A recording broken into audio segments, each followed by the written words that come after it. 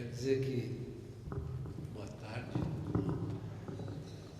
agradeço vocês terem vindo para suportar minhas considerações sobre os novos problemas do trabalho e os riscos que estão, na verdade, aparecendo no horizonte. Eu preparei um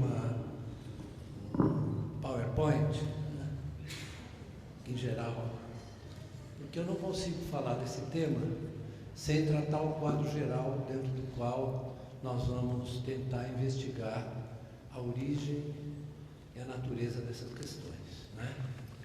Então, eu gostaria de, primeiro, sublinhar quais são os temas centrais dessa exposição, né?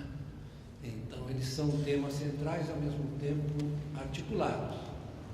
São eles a globalização, que eu vou tentar explicar a minha moda, como ela se deu, a financiarização, a transformação dentro desse processo de globalização e financiarização, como as empresas se transformaram e, finalmente, os impactos tecnológicos da quarta revolução industrial. Todos esses aspectos, essas dimensões, digamos, de um mesmo processo, né? Porque, em geral, as pessoas tendem a separar as coisas, são dimensões de um mesmo processo, que nós precisamos juntar para entender como é que isso afeta o mundo do trabalho, né? Então, eu vou começar tentando mostrar aos senhores qual é o que nós poderíamos chamar a variável independente desse modelo, dizem os economistas, ou seja, qual é o elemento determinante desse processo, né? O elemento determinante é a globalização financeira. Por quê? Porque ela permitiu dois movimentos. Vamos olhar por dentro dessa estrutura que eu tentei explicar. O primeiro é o movimento do sistema bancário global. Aí vocês têm uma representação de como os bancos europeus se juntaram aos americanos para, a partir dos anos 80, depois da era Reagan, promover uma integração dentro do setor bancário e financeiro mundial. Estão aí os movimentos, ou seja, aí está mostrando como os bancos europeus, eles iam aos mercados de curto prazo nos Estados Unidos, arrumavam grana para emprestar para os consumidores americanos, sobretudo os consumidores americanos, né? Isso está na raiz de dois ciclos americanos: o ciclo dos anos 90, que foi a da bolha.com, que terminou no começo de 2000, e depois o ciclo subsequente, que foi o ciclo acabou na crise das hipotecas, na crise do subprime, né? E os dois têm a mesma etiologia, se bem que com abrangência diferente. No caso das residências, a abrangência foi muito maior e, portanto, o choque foi muito maior, né? Pode ir em frente. Isso determinou, pouca gente às vezes observa, vai em frente, dá mais um toque, senão não vai. Isso determinou o seguinte: isso é a entrada de capital financeiro dentro do mercado americano. Certo? É uma coisa espetacular a partir dos anos 80.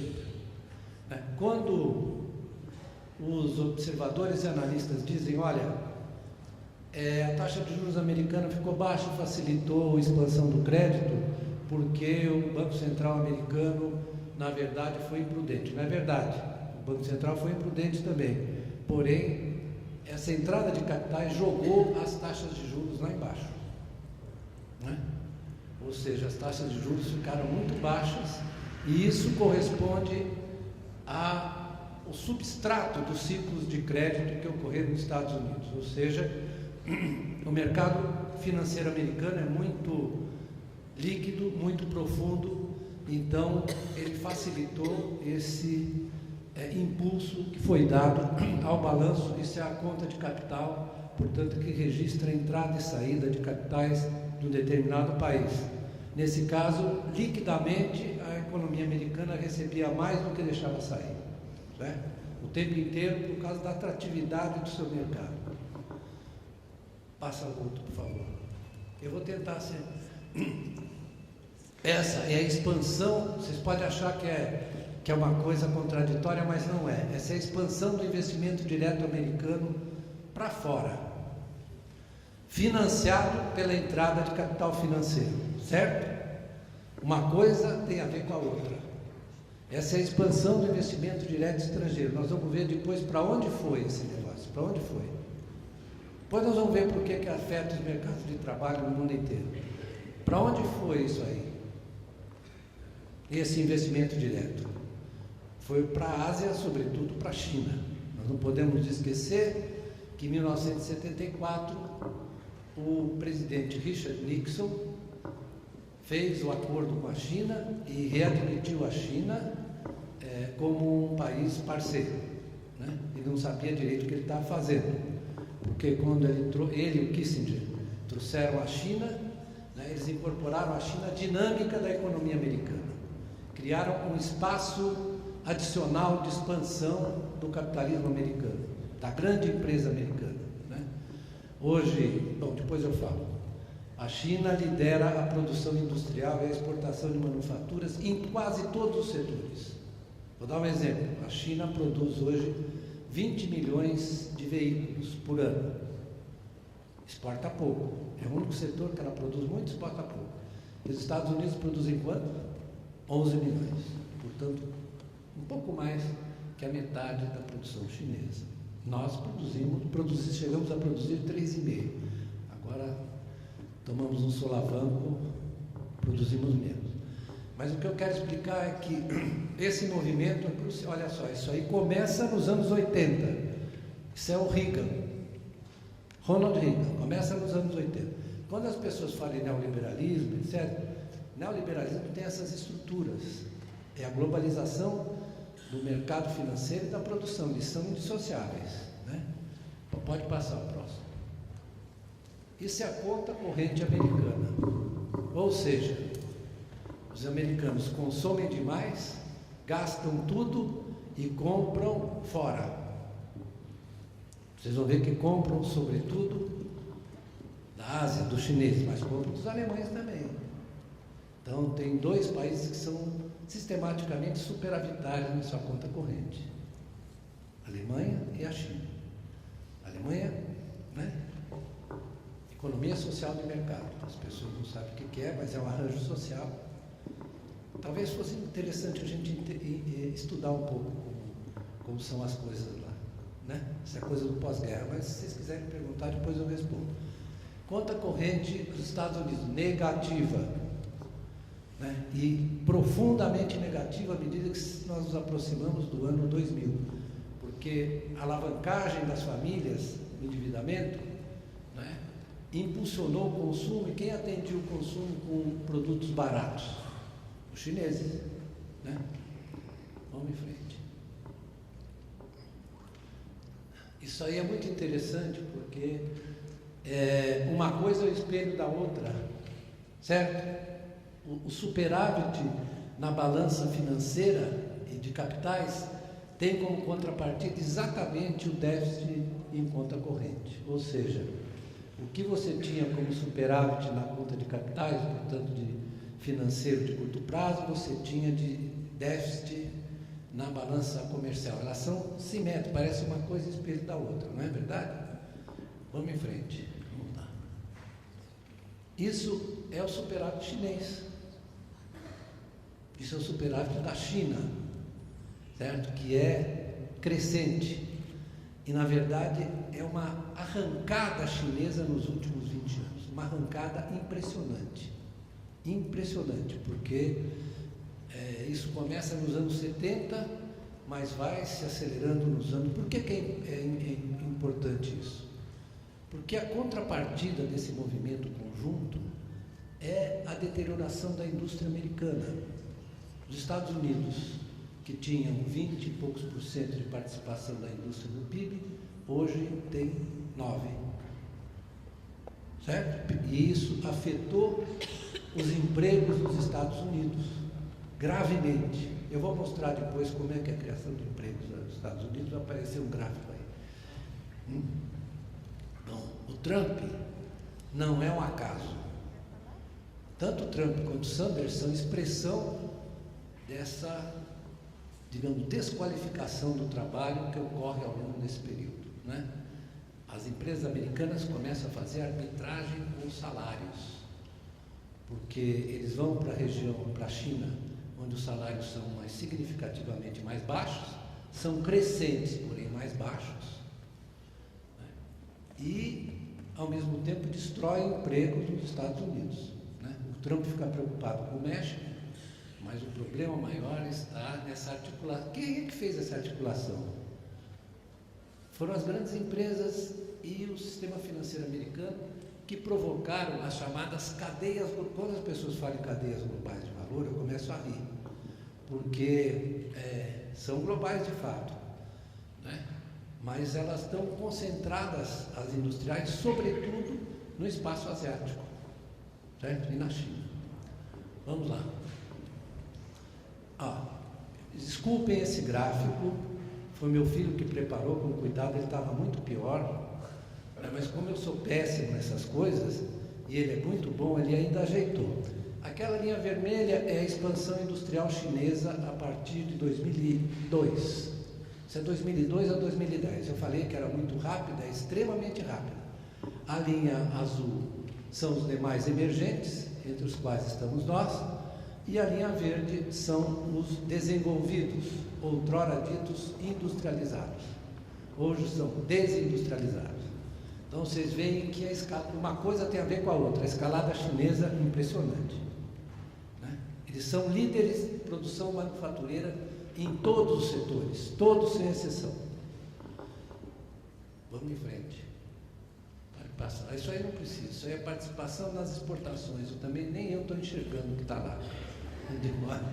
Mas o fato é o seguinte, pode baixar, voltar um pouquinho ali. A China tinha a mesma participação em 83, a mesma participação nas exportações mundiais que o Brasil. O Brasil manteve a mesma participação até hoje, né? E a China hoje tem 13% praticamente nas exportações, mais do que os Estados Unidos, mais do que a zona do euro, né? Eles são líderes absolutos na exportação de manufaturados. A gente não consegue ler porque infelizmente está ruim, mas pode passar para o próximo. Isso aí, olha só, esse quadro já, nós estamos entrando no mundo do trabalho, tá? Assim, sorrateiramente estamos entrando no mundo do trabalho. Então aí vocês têm o avanço da produtividade horária nos Estados Unidos e embaixo a evolução do rendimento médio dos trabalhadores. Abriu uma boca assim. No pós-guerra, nos tempos da era dourada, era coladinho. Crescia a produtividade, os salários cresciam atrás, né? Por quê? Porque você tinha um arranjo social, mesmo nos Estados Unidos, que era o mais liberal de todos, que permitia que os salários corressem na cola, desculpe a expressão, na cola da produtividade. Então nós tivemos, eu vou mostrar para vocês como isso achatou a desigualdade, com isso reduziu a desigualdade. Vamos lá. Isso aí é a taxa de participação na força de trabalho, em cima, ou seja, a taxa despencou. O que significa isso? Que muita gente deixou de procurar emprego, certo? Deixou de procurar emprego. E embaixo tem o crescimento da população que está fora do mercado de trabalho, que tem idade para trabalhar, porém está fora do mercado de trabalho, certo? Então nós estamos entrando no mundo do trabalho devagarinho. Vamos em frente. Esse é bonitinho. Isso é criação de empregos. Em cima é no serviço, em cima tem um garçom, né? havia aquela figura de um garçom. Então, o que você criou, principalmente, foi emprego nos serviços, principalmente nos serviços de baixa produtividade, garçom. Eu até mesmo brinquei uma vez escrevendo um artigo, e não é mentira, que muitos dos empregos foram criados na Disney, porque o sujeito se disfarça de pateta, né? Pateta, de Mickey, essas coisas. É verdade, eu não estou inventando, é verdade. Muita gente procura esse tipo de emprego. Isso é o chamado emprego temporário, emprego precário, é o fenômeno da precarização, e embaixo vocês têm um emprego manufatureiro. Emprego manufatureiro que cresce, são taxas de crescimento, emprego manufatureiro que cresce bem abaixo do emprego nesses setores que têm baixa produtividade. Então, há vários estudos sobre produtividade nos Estados Unidos, mostrando que nos últimos anos, apesar da introdução das tecnologias de inovação, da automação, etc., a produtividade, chegou meu colega Eduardo Fagnani, a produtividade da economia como um todo caiu, por conta do peso dos setores, peso crescente dos setores onde é muito difícil medir a produtividade. Como é que você mede a produtividade de um garçom? Né? Quantos pratos ele entregou, quantos pedidos, não se sabe, é muito difícil. Né? Produtividade é basicamente um fenômeno manufatureiro. Né? Mas, enfim, esse fenômeno é um fenômeno notável. Né? Eu estou falando porque as consequências para o Brasil não são simples também, não, sabe? Então, vamos lá. Próximo. Isso, para a gente entender o que está acontecendo no mundo do trabalho, nós temos que entender o que está acontecendo no mundo das empresas. Aí nós vamos voltar para a coisa da financiarização. O que aconteceu com as empresas na época da financiarização? O que elas maximizam? Elas tendem a ser, por causa do nível de concorrência, do grau de concorrência, elas tendem a reduzir os custos, sobretudo os custos salariais. Então elas promovem o chamado downsizing. Porque aquilo lá, aquela curva que vocês estão vendo lá, é a relação entre o que as empresas gastam na recompra de ações e a receita líquida das empresas. Por que elas recompram ações? Elas recompram ações porque elas precisam que os mercados e as agências de risco avaliem bem a empresa. Não é só por isso. Elas recompram ações também porque isso faz parte da remuneração dos executivos. É o chamado buyback de ações, recompra de ações, que financia o quê? Como é que são remunerados os executivos? São remunerados por stock option, que é o direito de comprar as ações. Então isso cria um círculo vicioso, ou virtuoso, depende do ponto de vista. Ou seja, você tem que, na verdade, exprimir os custos e valorizar ficticiamente, como dizia um filósofo do século XIX, valorizar ficticiamente a sua riqueza. Certo? Isso tem a ver com a desregulamentação e a globalização financeira. Né? Porque qual é o critério que se usa hoje? Por exemplo, você medir o valor de uma empresa, avaliar. Como é que se avalia uma empresa hoje? Se avalia pelo EBITDA, que é, na verdade, o fluxo de caixa depois de pagas todas as despesas. Então, quanto maior for a EBITDA, maior for o caixa da empresa, maior o valor que ela tem. Né? Isso significa que as empresas gastam muito mais valorizando ficticiamente a sua riqueza do que, por exemplo, investindo ou contratando trabalhadores, etc. Né? Então, vamos agora ver Isso é difícil de ler. Isso, na verdade, é a relação das grandes empresas entre recompra de ações e a receita líquida. Como vocês veem, boa parte dessas empresas, vamos pegar lá a Procter & Gamble, a relação é de mais de 100%, certo? Ou seja, a recompra de ações supera toda a receita líquida e mais alguma coisa, certo? Eles gastam, às vezes eles se endividam para comprar ações e valorizar as ações ficticiamente. Vamos em frente. Isso é a evolução do salário real médio, tá bom? Estados Unidos e União Europeia, 10% de queda. Isso é até 2005, caiu mais. Isso é o mercado de trabalho, né? Se acontecer, por que acontece isso? Porque se deu um squeeze no mercado de trabalho, com esses mecanismos que eu estou descrevendo. Pode ir em frente. Aí está a distribuição de renda.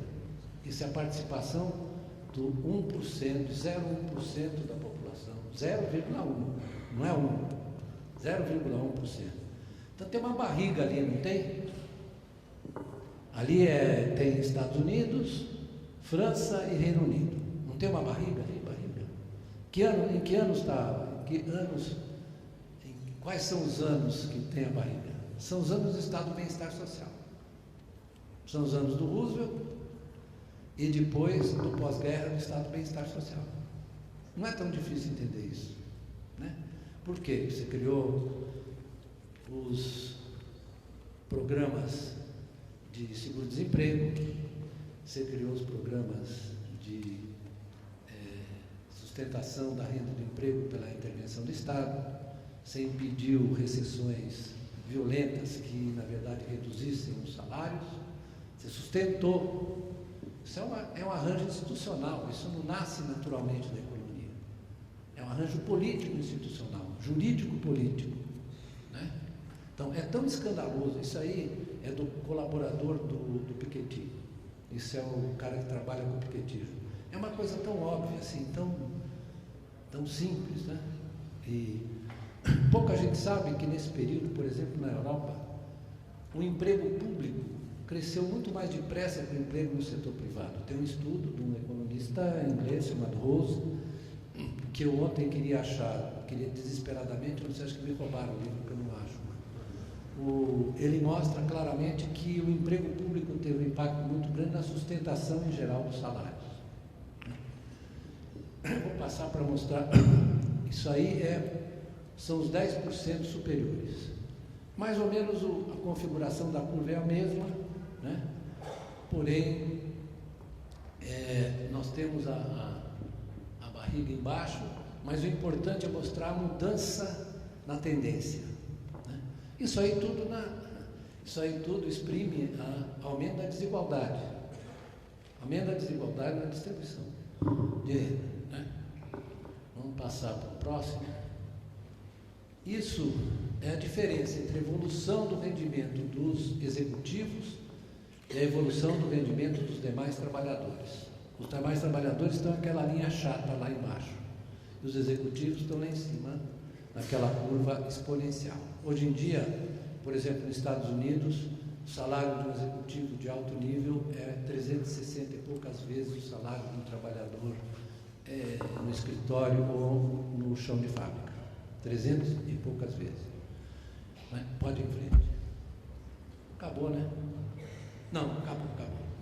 Pronto, agora vamos às conclusões, né? Esse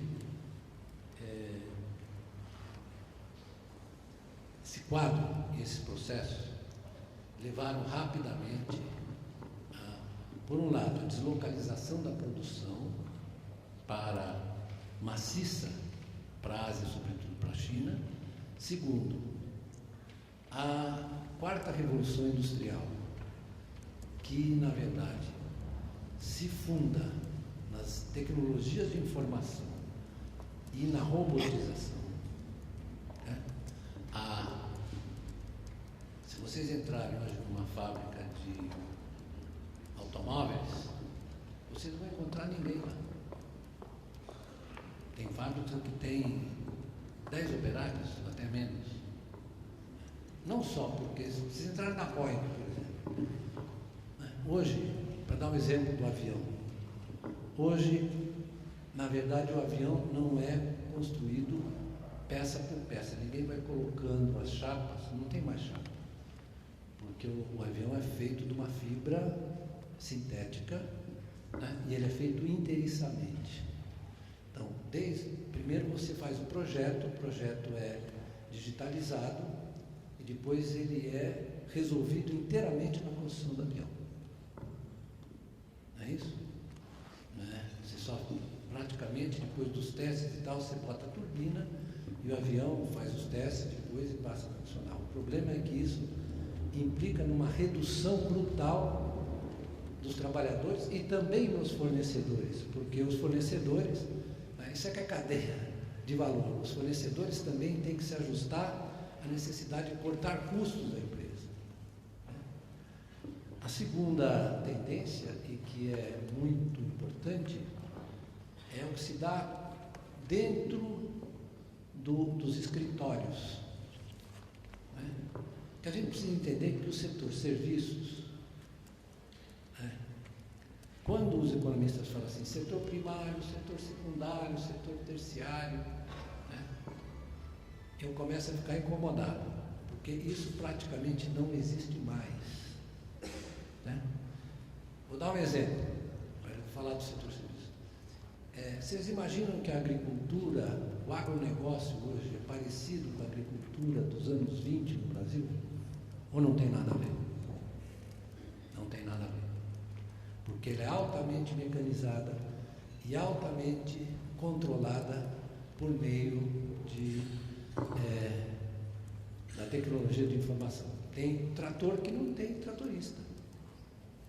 Tem a máquina que é a colheitadeira, ela é semeadeira, colheitadeira, e ao mesmo tempo empacota e vai jogando os pacotes e você vai pegando. Por isso que o agronegócio cria muito pouco emprego. Aliás, não cria, como eles mesmos reconhecem, destrói. E a empresa, olhando ela por dentro, eu já falei mais ou menos como é que ela se comporta estrategicamente. Né? Nos anos 50 e 60, escreveram dois americanos, chamados Barrett e Mintz, que falaram da empresa americana estruturada e hierarquizada. Né? Você tinha carreira dentro da empresa, né? Carreiras, tinha uma burocracia empresarial impressionante. Hoje você está liquidando várias funções dentro da empresa porque você está informatizando. Então, o que eu queria dizer a vocês, assim, para não tomar muito tempo, é que, digamos, os padrões da indústria, quando a gente fala de indústria, a gente fala de uma forma de produzir, de uma forma de usar energia. Então, quando a gente fala de indústria, a gente está falando de uma maneira de produzir. Os padrões da indústria estão invadindo a agricultura, já invadiram e estão avançando, e alguns serviços fundamentais. O curioso é que muitas funções que nós imaginávamos que não iam ser atingidas pela informatização serão sim. Como, por exemplo, as empresas americanas praticamente desmobilizaram os seus departamentos jurídicos. Por quê? Porque eles precarizaram os advogados. Eu, na verdade, estou aqui nessa sala, eu estudei aqui, né? Isso aqui chama salão nobre, eu estava brincando, às vezes poucos atos nobres se praticaram aqui, mas me lembro bem de alguns concursos terríveis, mas enfim, eu tenho assim uma identificação com isso aqui, até meu pai foi juiz, até com a profissão, mas eu quero de advogado, que eu nunca exerci, mas eu quero dizer o seguinte, que não só os advogados, engenheiros, até mesmo médicos, o que está acontecendo na medicina em matéria de automação, que é a tecnologia médica, vocês podem dizer melhor que eu, o que ela evoluiu nos últimos anos, é uma coisa brutal. Né? Então, não estou dizendo que o advogado advogado, nem o engenheiro, nem o médico é dispensável. Estou dizendo que as relações de trabalho vão mudar. O que nós temos que observar é que nós estamos diante de um período, estamos olhando para frente, um período que vai exigir se repensar as relações de trabalho. Ou seja, o que está sendo ameaçado, né, é a relação de assalariamento, essa que nós conhecemos. E como é que faz? Porque essa relação de assalariamento traz com ela o quê? O que ela traz com ela? Ela traz a proteção social, os benefícios sociais, a previdência, etc. E se você precariza, como é que faz? Veja, por exemplo, o que está sendo discutido hoje no Brasil. Eles querem mudar a legislação trabalhista, não é? Querem terceirizar. Muito bem, conhecendo o povo aqui, provavelmente eles vão fazer uma coisa bem selvagem, né? Não é isso? Vão fazer uma coisa bem selvagem. Então a gente precisa estar de olho, porque vai ser uma pressão terrível. Falei, então tá bem, vocês querem terceirizar, mas então nós queremos que vocês criem mecanismos de proteção em cima do sistema tributário que precisa mudar. Eu vou lhe dizer uma coisa, esse aqui sabe muito mais de previdência do que eu, né? Vai falar para vocês. Mas e nós nos reunimos regularmente, ele deu cano, regularmente para jantar e trocar ideias, porque ele estava muito bravo ontem, então ele não compareceu. Né? Por causa das Olimpíadas, mas isso aí é outro assunto. Não, tudo mais. Não vou contar porque, mas enfim. Do meu ponto de vista, né, não sei se ele concorda, o sistema de repartição simples de contribuição, ele está ameaçado exatamente pela mudança no mercado de trabalho. Está ameaçado por causa da mudança no mercado de trabalho. Né? Você precisa criar impostos gerais cada vez mais para financiar a Previdência. Porque eles se fundam muito na história da demografia, certo? Que houve uma mudança demográfica, de fato houve. Houve uma mudança demográfica, e mais importante que isso, está havendo uma mudança, assim, muito profunda nas formas de trabalhar. Então, é necessário que toda a sociedade seja solidária com aqueles que, na verdade, estão sendo atingidos pelos efeitos da globalização e pelos efeitos do avanço tecnológico. E se não for assim, nós vamos ter problemas de degradação social, de perda de identidade, de perda de autoestima, que as pessoas ficam... Eu li outro dia um artigo grande sobre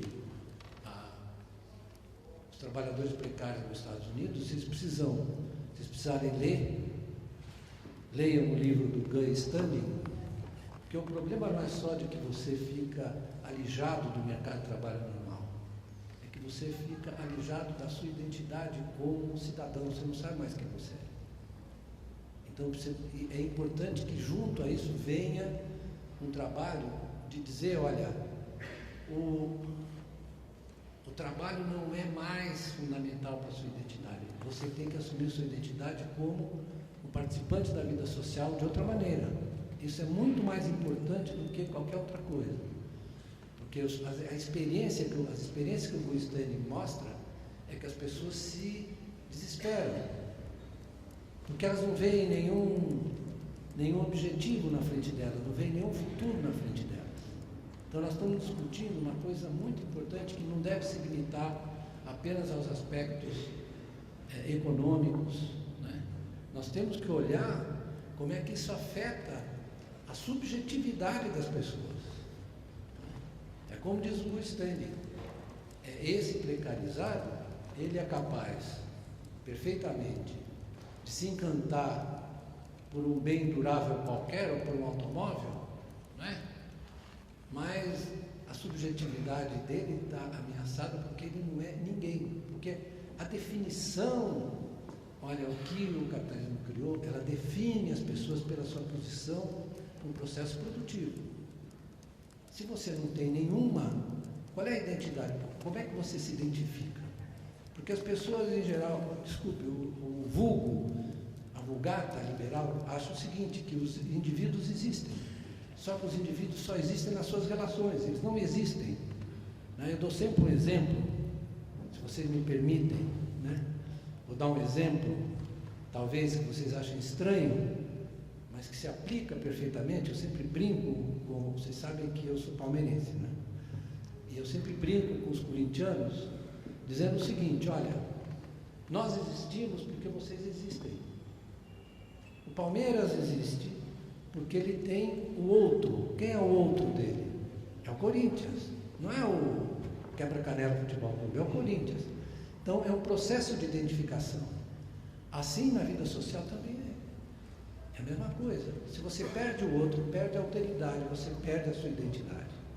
Então o maior perigo é que essa desestruturação provocada pela transformação da economia, pela globalização, afete, não é só o desemprego, é um emprego precário, porque você não tem destino, você não tem futuro, você não sabe o que vai acontecer na sua vida. Você sabe que os contratos nos Estados Unidos e na Inglaterra chamam-se Zero Hour Contract. Por que chama Zero Hour? Porque não tem tempo de trabalho. Então, hoje em dia a discussão é intensa, é pena que no Brasil não seja assim. É intensa na Europa e nos Estados Unidos. Você tem uma tonelada de textos, de artigos, de livros, Tem um livro que eu recomendo, que chama-se assim, Utopia para Realistas, em que o autor traça uma perspectiva não negativa.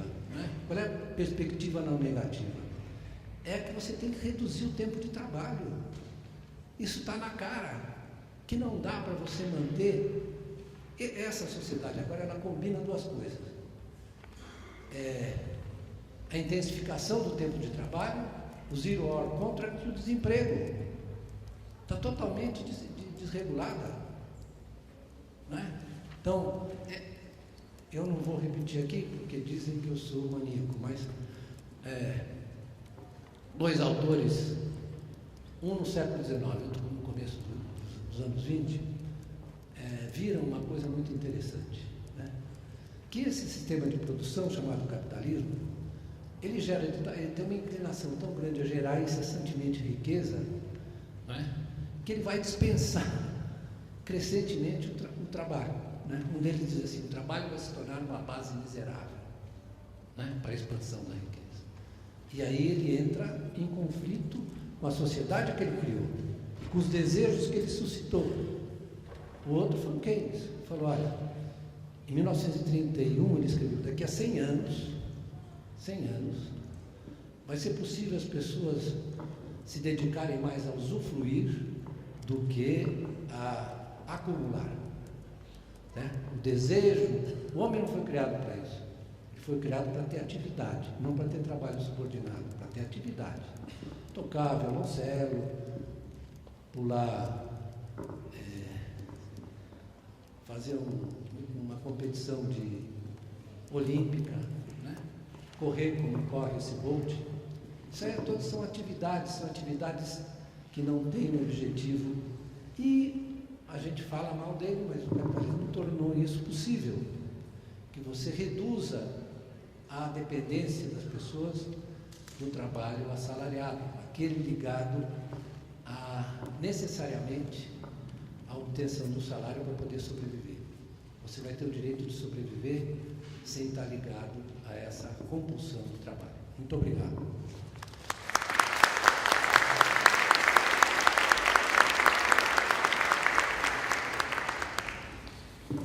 Vocês querem fazer pergunta? Diga.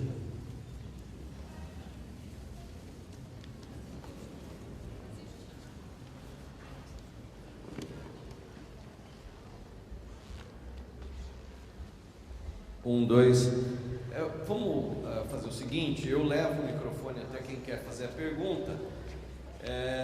Gostaria que o senhor fosse até a mesa com a Maria, que a Maria também de repente pode responder alguma pergunta. Vamos lá.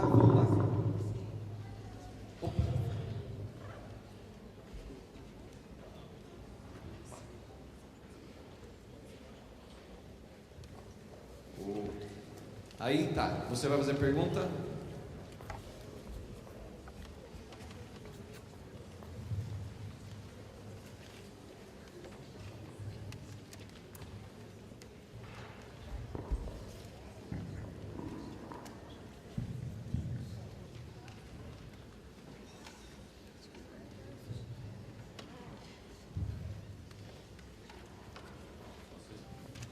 Bom, primeiramente eu gostaria de dizer da satisfação de fazer a minha indagação a tão ilustre professor.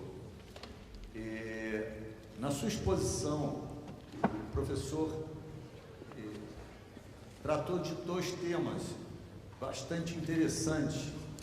O primeiro, temas atuais, o primeiro é a questão da desvalorização que o capitalismo atual traz, acarreta para o trabalho. Aquele trabalho no conceito clássico que a sociedade capitalista conhece. O outro aspecto que o professor também abordou é o repensar da repartição do encargo tributário em relação à previdência do trabalhador, né? Nós temos um modelo clássico de repartição dessa contribuição que se dá de um turno feito pelo empregador e do outro turno feito pelo empregado. Diante dessa perplexidade que nos encontramos, em que o trabalho assalariado vem sendo paulatinamente desvalorizado pelo capitalismo moderno, neoliberal, por esse capitalismo selvagem, e diante do conselho que o professor deu de que esse encargo financeiro do Estado deverá vir a ser suportado por impostos gerais, qual seria, vamos dizer assim, o aconselhamento que o professor poderia dar, uma vez que o Brasil tem um sistema tributário, e esse aspecto me é muito caro, porque eu sou tributarista, embora esteja aqui numa posição, vamos dizer assim, um pouco desconfortável, porque vim acompanhar a minha esposa, desconfortável no sentido de conhecimento dos temas aqui abordados. É bom esclarecer, né? Mas por isso que eu estou lhe fazendo essa pergunta. Como é que nós resolveríamos esse dilema? Porque o Brasil tem um sistema tributário extremamente injusto, em que, na realidade, quem paga, né, tributos no Brasil é a grande massa da população por intermédio dos impostos indiretos, da tributação indireta, né? E, na realidade, o rico pouco contribui para o erário público. Afora a sonegação fiscal, a evasão fiscal, que é uma das maiores do mundo. Então, diante dessa conjuntura, qual seria, vamos dizer assim, o aconselhamento que o professor poderia dar para se resolver esse dilema? Já que a Previdência deverá ser subsidiada por impostos gerais, e temos um quadro vamos dizer assim, de tributação extremamente injusta. Por exemplo, e o professor sabe disso, o IPVA. O IPVA incide sobre veículos, sobre a propriedade de veículos automotores, mas se eu for proprietário de um iate ou de um jatinho de última geração, eu não pago um tostão de IPVA. Então, eu estou trazendo esse exemplo, né, que é bastante corriqueiro, para mostrar, vamos dizer, a falta de justiça do nosso sistema tributário. Então, voltando à pergunta, qual seria o conselho que o professor poderia dar para resolver esse impasse?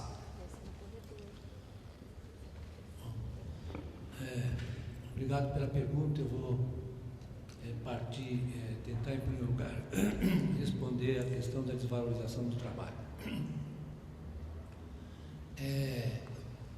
tão óbvia e chocante às vezes essa transformação que nós estamos observando, né? Ela está transcorrendo sob os nossos olhos. Ela não é que ela está ocorrendo de uma maneira assim silenciosa, ela está transcorrendo de uma maneira tão óbvia que você despertou até alguns muito conservadores para a questão do trabalho e do emprego nos próximos anos. Vou lhe dar um exemplo: a revista The Economist, que não é considerada como uma revista, digamos, mais progressista, é uma revista conservadora, porém de muito boa qualidade. Acabaram de publicar há 3 números atrás, eu sou assinante, porque um artigo sobre a necessidade de se tomar providências, de se criar, por exemplo, uma renda básica cidadã, como o nosso amigo sempre insistiu, o Eduardo Suplicy. Né? Eu outro dia encontrei com ele e brinquei: olha, você está se tornando, sua proposta está se tornando universal. Mas não é só isso, está havendo na Holanda já uma proposta para que as pessoas trabalhem menos. Segunda-feira ninguém trabalha na Holanda. Segunda-feira é feriado. Né? A Suíça fez um plebiscito agora sobre a renda básica da cidadania. Né?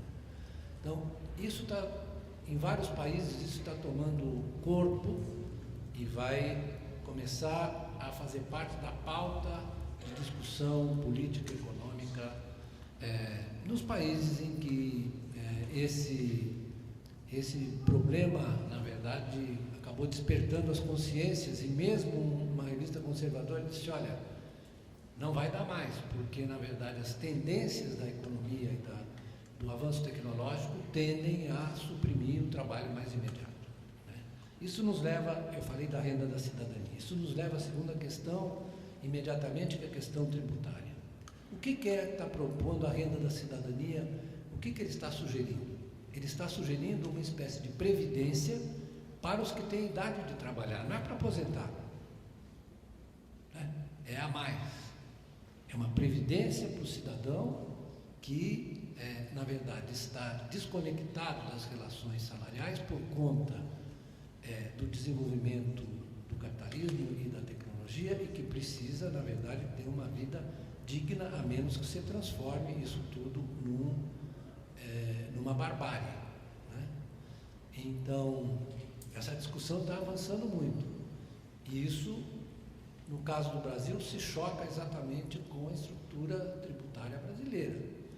Porque o senhor sabe tão bem quanto eu, ou até melhor, porque o senhor é especialista, que um cidadão que ganha até 5 salários mínimos no Brasil, ele paga 55% de impostos, ao passo que quem ganha mais de 40 não paga nem 16%. A iniquidade disso, aqui as iniquidades são múltiplas, né? Inclusive no sistema previdenciário, porque nós temos aposentados, sobretudo do setor público, que recebem mais de 20 ou mais salários mínimos, né? E outros que recebem, uma maioria que recebe 1,5, 2, não é isso? Eu estou dizendo bobagem? Não. Então, a desigualdade se evidencia também pelo fato de que quem paga não é quem recebe. Certo? O justo num sistema tributário seria que alguns, os que têm mais condições, pagassem para os que têm menos recebessem. Mas aqui não. Nós temos uma espécie de mula sem cabeça. Né?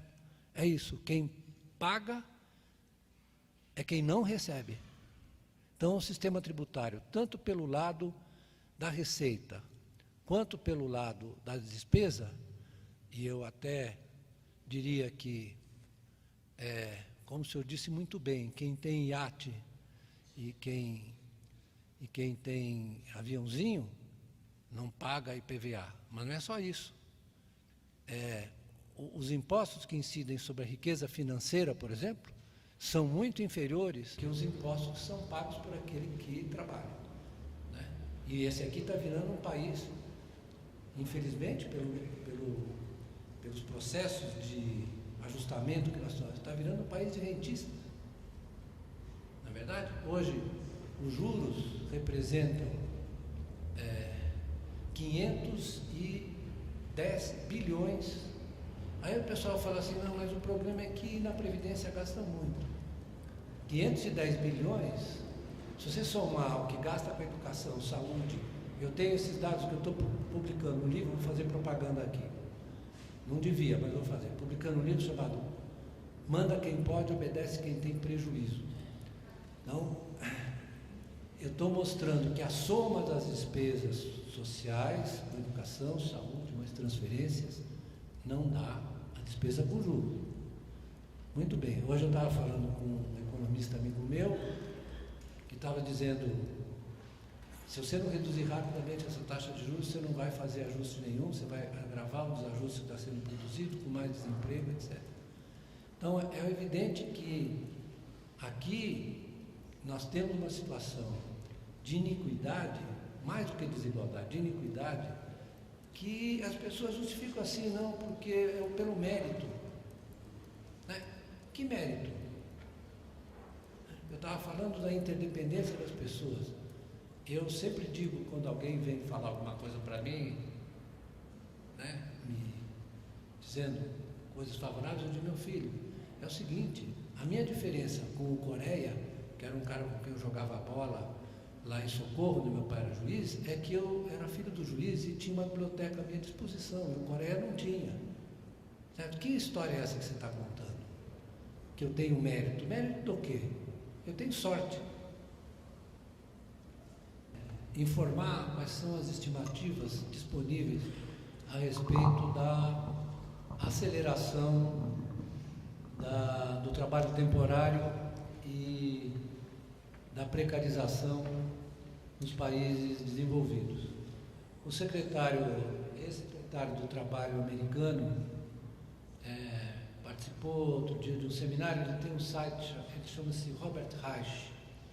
Ele tem um site em que ele trata dessas questões, e as estimativas que eu acompanhei, que ele também chancelou, são de que no ano de 2020, nesse ritmo, nos Estados Unidos, cerca de 45% dos empregos serão precários. Porque isso é um processo que está em aceleração, que a transformação está muito rápida. Por que está muito rápida? Porque a gente precisa prestar atenção numa dimensão da economia capitalista, que é a intensificação da concorrência. Então, se uma empresa introduz uma inovação que lhe reduz o custo salarial, o custo do trabalho, é preciso que a outra empresa também faça para poder sobreviver. E ainda tem aquelas dimensões financeiras que eu acabei de mencionar, né? A concorrência não se dá apenas no nível da produção, digamos, mas se dá também no nível da acumulação de riqueza financeira. E isso tem impacto nos mercados, nas bolsas de valores, na valorização das ações, né? Então, isso é uma corrida que faz com que você acelere essas transformações, né? Eu diria que, se nós olharmos o que ocorreu nas duas revoluções industriais anteriores, como, por exemplo, a primeira e a segunda, né? A rapidez das transformações foi muito grande se comparada com qualquer período anterior, né? A segunda é a da eletricidade, do aço, do motor a combustão, etc., né? E nós estamos vivendo, tem uns que falam na quarta, na terceira, mas na verdade é a evolução da informática. E porque ela tem impacto muito pequeno na produtividade global, porque ela gera muita atividade nas quais a produtividade é impossível de medir, como eu disse. Então, é um engodo, porque a produtividade para a empresa aumenta muito, não é? Então, tendência a você reduzir o tempo de trabalho socialmente necessário é inexorável, por causa da concorrência. Você me perguntou quantos anos isso levaria para chegar aqui. Você tem sempre um encurtamento do tempo, então nós vamos ter rapidamente os mesmos problemas. Nós não podemos esperar muito para tratar dessas questões. Essas questões estão postas para nós, tanto quanto estão postas para os americanos, ou para os chineses, por exemplo. A Foxconn, eu não estou com o número na cabeça, a Foxconn produz esses celulares, esses iPads, essas coisas. A fábrica da Foxconn não tem gente na China, só tem robô, tem umas 3 ou 4 pessoas que mexem umas coisas lá. Quem entrou na fábrica fica impressionado, né? Então, isso é inexorável, você tem que espargir isso pelo mundo. Quem não fizer está roubado. Agora, você acha que, digamos, quem faz isso, ele pensa nas consequências do que ele vai produzir? Sociais. Um dos problemas é o seguinte, que o sujeito não está fazendo por mal, ele está fazendo porque isso é a lógica que ele tem que obedecer para poder sobreviver. Da imprensa é a lógica da sobrevivência. Ele não está fazendo por mal. Isso faz parte da racionalidade desse sistema. Então, isso só pode ser enfrentado com uma disposição de você mudar as regras e destinar mecanismos de sistemas de proteção para quem vai ser atingido. Né? Não há saída fora da ação coletiva e da ação política. Vocês acham que o sistema tributário é uma coisa técnica? Não é, né? O sistema tributário, a definição de quem deve ganhar, quem deve receber, quem deve pagar, né? E hoje o que nós estamos assistindo, você olha a discussão dos economistas e diz assim, não, mas afinal de contas os programas sociais, a educação, a saúde, não cabem no orçamento. Como assim? Como se o orçamento fosse uma coisa intangível, como se a taxa de o juro, por exemplo, que é pago, fosse uma espécie assim de criação do Espírito Santo, porque quando se discute o orçamento, você já viu alguém discutir o quanto o país gasta de juros? Eles escondem isso. Não existe, porque o juro parece uma coisa natural, né? Faz parte do Espírito Santo. Se o Espírito Santo tivesse 4 figuras, só tem 3.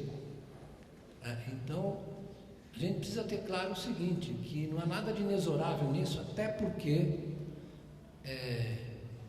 as pessoas ficam falando, não, mas não dá para todo mundo. Como não dá para todo mundo? O potencial de produtivo desse sistema que é uma coisa absurda. E abre espaço para que a gente discuta assim isso com grande seriedade e com grande empenho. Isso não vai nascer da cabeça nem dos economistas, nem dos jornalistas, chegou aqui meu amigo Nassif. Isso vai nascer da luta social. Desculpe eu falar isso, mas ninguém vai lhe entregar uma receita. Os problemas estão dados aí, eu sei que todo mundo percebe. E é importante que isso pingue na consciência das pessoas para elas perceberem e saberem que não há outra forma de fazer. De, na verdade, você seguir aquilo que está posto por um sistema econômico que tem uma capacidade brutal de gerar riqueza e também brutal de distribuí-la desigualmente e de produzir problemas como o desemprego, por exemplo, como o desemprego tecnológico, como a precarização e assim por diante.